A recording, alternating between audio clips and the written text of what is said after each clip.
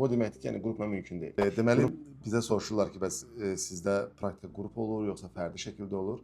İlk növbədə onu deyim ki, bizdə müraciət edən şəxsin özü tarixi seçir. Bu o deməkdir ki, yəni qrupla mümkün deyil. Qrup olmalıdır ki, o qrup bu şəkildə ola bilər ki, sən hər hansı bir tarix deyirsən, ayın 5-də başlayır və ora qrup yığırsan. Amma bizdə istənilən şəxs gəlib istədiyi tarixi seçə bilər. İstəyir 2026, 2027-ci ilin hansı tarixini seçsin, problem deyil.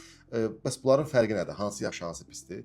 Bunu öz tərəfimizdən və 9 illik təcrübəmizə əsaslanaraq izah eləmək istəyirəm. Bir bölümə, məsəl üçün kardioloji şöbəyə 10 nəfər gedəndə orada hər hansı bir əməliyyat olur məsəl üçün. Həmin əməliyyatı 10 nəfər birdən baxanda, əməliyyatxanada həkimə 10 nəfər birdən sual verəndə bunun istər-istəməz keyfiyyəti aşağı düşür. Amma nə qədər az adam, o qədər çox sual verə bilirsən, o qədər çox şey görə bilirsən.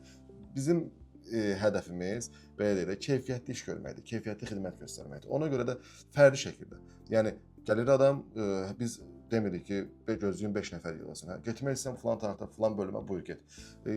İş prinsipimiz budur. Fərdi gedəndə, tək gedəndə, o əməliyyatxanada olsun, şöbədə olsun, nə qədər az praktikant olsa, o qədər çox sual verə bilirsən, o qədər çox şey öyrənə bilirsən. Buyurun, hər zaman xidmətinizdəyik.